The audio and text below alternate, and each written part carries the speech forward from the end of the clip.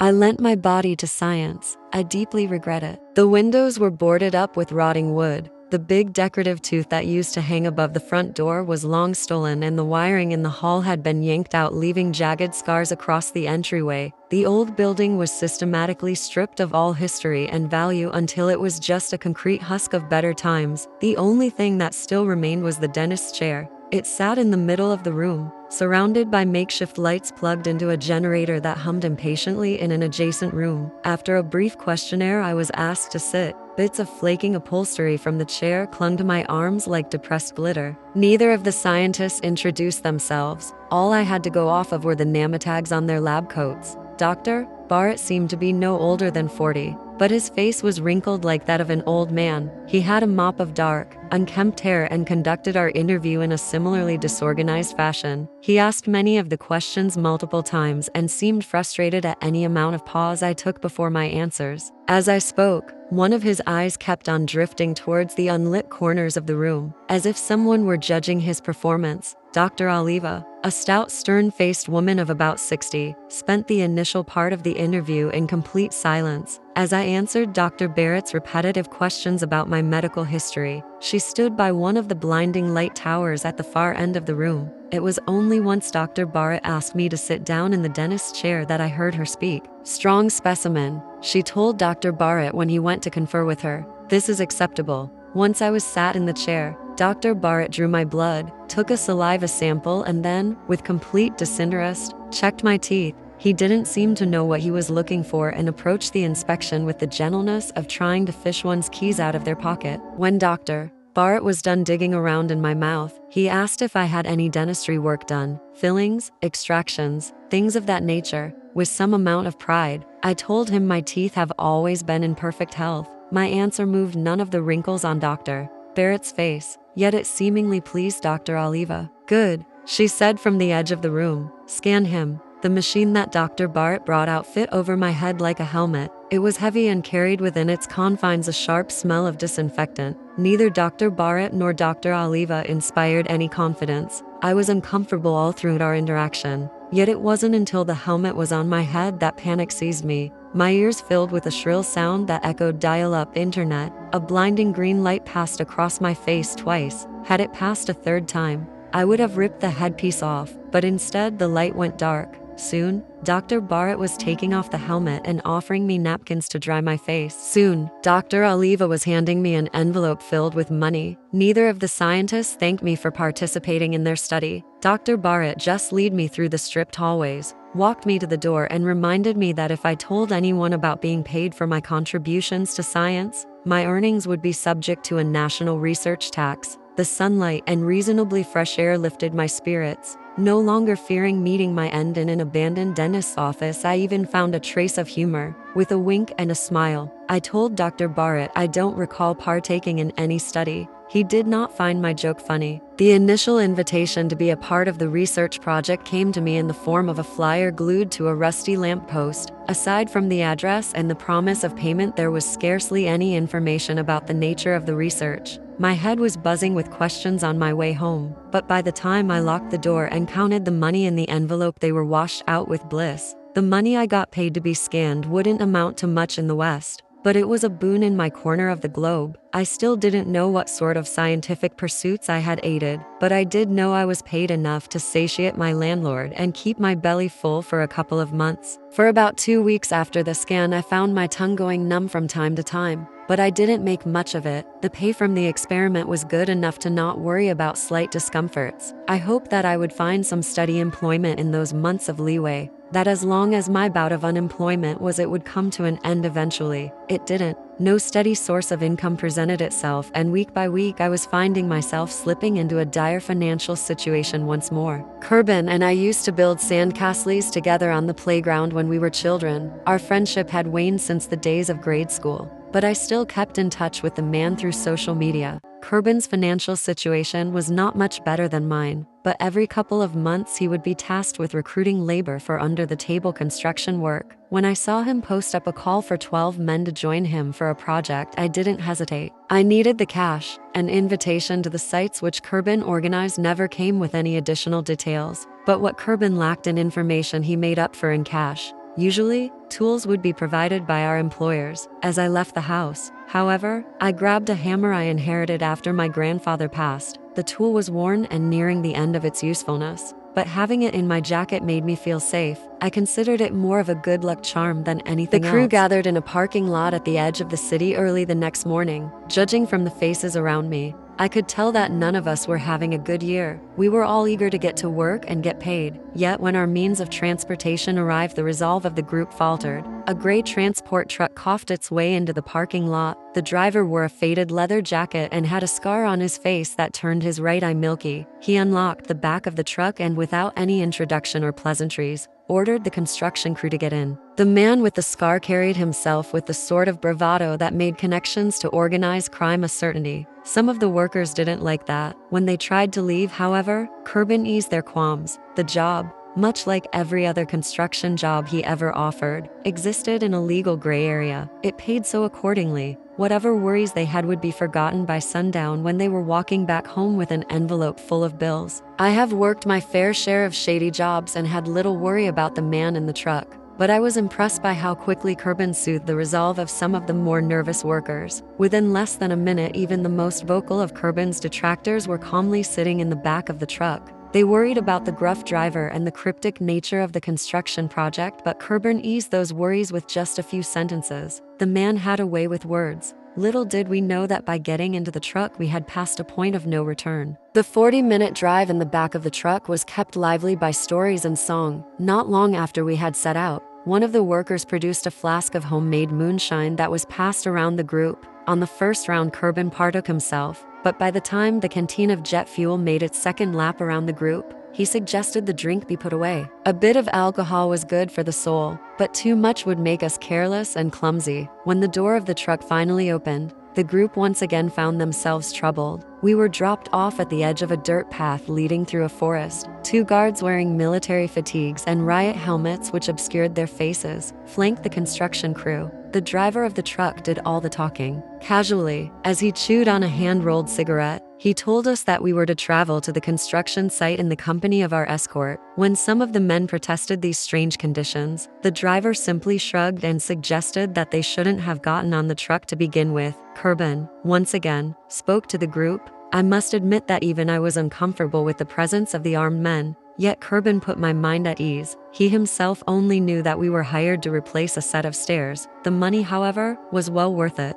He laughed at the prospect of the job being dangerous, and softly, a couple of the men laughed with him. Corbin's words had calmed the group, but the merriment that we felt in the back of the truck never returned. The guards were silent and only used their rifles to communicate the desired direction of our march. We walked through the forest for what felt like an hour before the trees started to change. At first, the wood around us was healthy and lush, yet the further into the forest we got, the sicklier our surroundings grew. I had scarcely noticed this change of scenery when the man walking in front of me started to panic. At first, his discomfort presented itself through barely audible mumbles, but the further we walked, the more barren the land around us turned, the louder the terrified man became. What started off as a whisper soon turned into raving madness. The man was screaming about I had heard of the place before, mainly through stories told to me when I was a young boy. There was a place of unspeakable horrors, a corner of the globe where history did not pass and where experiments which taunted God were conducted. As a young boy, I believed in these tales. When my uncle threatened to send me to the if I did not behave, I would immediately rectify my ways. Whenever that horrible place was mentioned, I, without question, cleaned my room and did my chores and washed behind my ears. As a child, there was nothing scarier to me than yet as I grew taller and found hair sprouting on my chin, I lost all trace of that fear. To me, that became a fabulation, an old wives' tale told to keep children obedient. Occasionally, I would hear the horrid name whispered in pubs or around the barrel fires where the homeless congregated, but by then I considered belief in the existence of the to just be a cruel byproduct of alcoholism. I was certain that the did not exist. Yet watching the man in front of me be brought to tears by the mere thought of being taken there gave me pause. The grown man wept, screaming to the heavens that we were being taken to a place from which none return. Our faceless chaperones did not like the panicked men screaming that horrid name. Neither did anyone else in the construction crew. Corbin attempted to calm the man as we walked, but even his silver tongue could not ease the tension.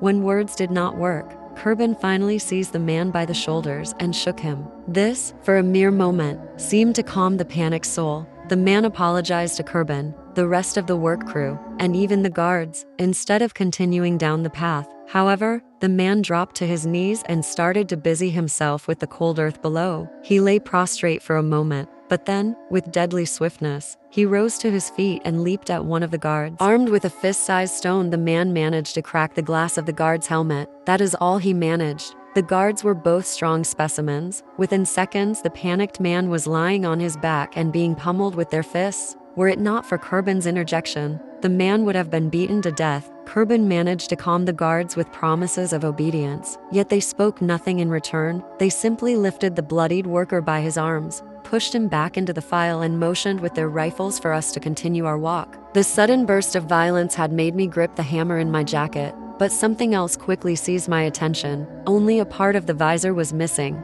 but a part of the guard's face was visible. The face was hauntingly familiar. As we walked, the trees that towered above us became bare and frail. With each step towards our destination, the forest grew sicklier until it finally gave way to a wide open plain. The bloodied worker in front of me groaned in discomfort. At the center of the dead clearing sat a cement shack. Before it stood two more armed guards of similar stature. A couple meters from the shack was a perfectly circular moat of foul-smelling water with a singular board of wood for crossing. It was as if whatever disease had spread through the forest had originated from the moat. Even the earth beneath our feet lost color and turned into fine gray sand as we approached the horrid-smelling water. Our environs were beyond inhospitable. Yet as we walked towards the cement shack, I kept my eyes on the guard's broken visor. I was scared of the prospect of our destination, but what scared me so much more, what terrified me to my very core, was the guard's face. It was so hauntingly familiar. At the entrance of the cement shack, another familiar face presented itself, with disheveled hair and visible irritation.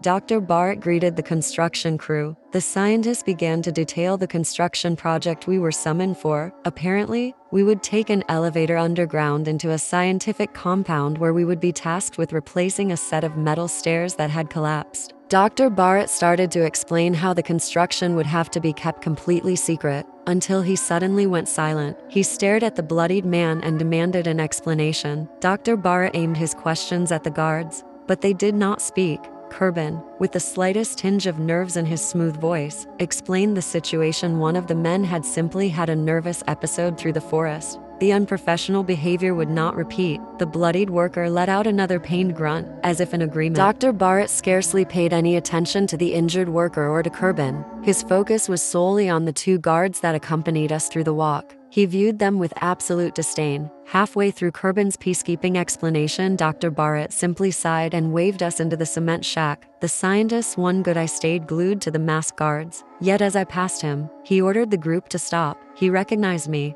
Dr. Barrett recognized me, and he was not pleased. He held out his arm to stop me but struggled to come up with words. Finally, he mumbled something about how I should have stayed at home and waved the rest of the crew towards the cement shack. When Kurban saw I was left behind, he cautiously stepped back to Dr. Barrett and attempted to speak to him. The scientist waved him off and told him to follow the rest of the crew to the elevator. Kurban looked like he was about to make another attempt at finding out what would happen to me, but after one look at the rifles the guards carried, he changed his mind. The rusted doors of the cement shack shut, and I was left alone with the scientist and his quartet of armed guards. Dr. Barrett stared at me for a while, at a loss for words. Finally, he mumbled something beneath his breath and grabbed the nearest guard by the hand. The scientist dragged the guard a couple meters away from me as if he were a petulant child, and then, after pulling the guard down by the shoulder to his eye level, he spoke. The scientist was too far away from me to hear, but he enunciated each word as if he were speaking for a child. The guard the scientist had selected was the one with the broken visor. As Dr. Barrett spoke to the man, I could see the guard's jaw open and close, as if mimicking his superior's words. As I watched, I found my own lips moving.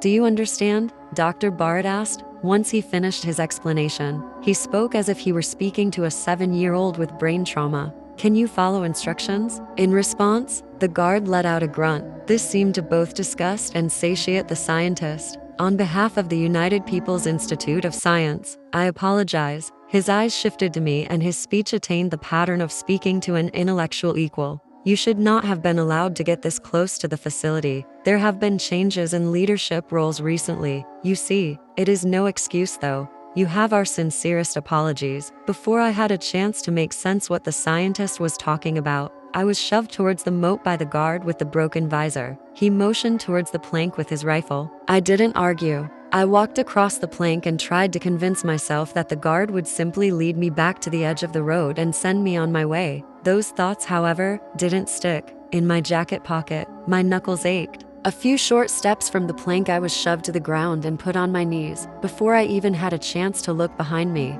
I heard Dr. Barrett's furious voice. "You moron. Not here. Not in front of the facility." He screamed from the cement shack. "The woods." I said, "Take him to the woods." The guard had his rifle out. He had it pointed square at the back of my head. Dr. Barrett's shouts, however, had dissuaded him from pulling the trigger. With the tip of the rifle, the guard motioned me to get up. Once I did, he shoved me towards the forest. By then, I had no illusions about what Dr. Barrett was apologizing for. Initially, in a burst of adrenaline and instinct, I wanted to swing at the guard and try to wrestle away his rifle. Yet there was only one of me and the guard had 3 armed colleagues within sight. I had little faith in subduing the man on my own as well. I'm a big guy, but the guard was just as big. Instead of fighting back and getting shot, I spoke to the guard. I asked for him to let me go and promised I would never tell a soul.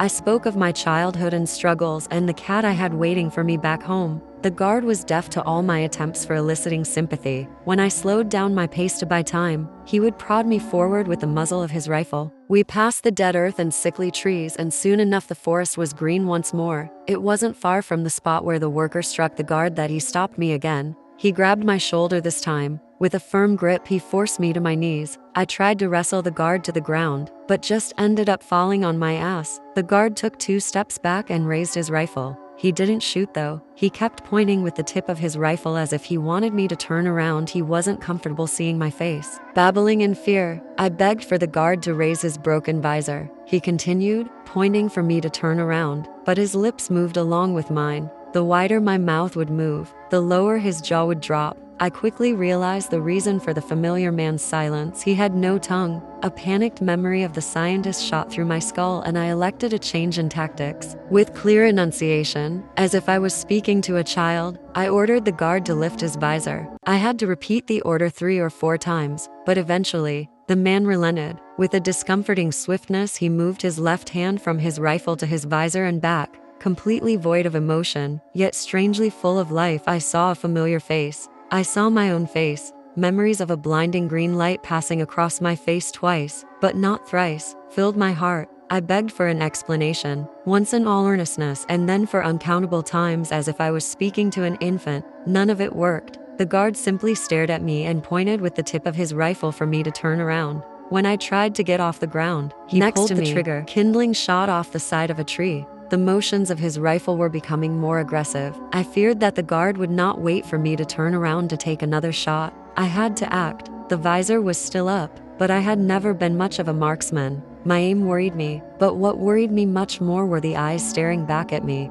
They were completely void of emotion, but I had seen them in the mirror far too many times. I feared they would make my aim waver. They didn't. The hammer hit the familiar man straight in the nose. When he went down, he dropped his rifle. I kicked the weapon away and, while the familiar man was still reeling from the hit, I killed him with the hammer. It's been years since conscription, but I grabbed the rifle regardless. I feared that there would be more guards hiding in the woods, also bearing my face, waiting to stop me from getting away. There weren't. I ran until I could breathe no more, with far-off sounds of cars coming from behind the forest. I shed the rifle. Running around with a semi-automatic would attract far too much attention. The air was frigid and burnt in my heaving lungs, but I shed my jacket as well. It was drenched in blood. I was certain I would call the authorities when I got home, but once I had the phone in my hand, I was less certain. Whoever had access to military-grade weaponry and the sort of science that could clone a man would also have sway over our impoverished police department.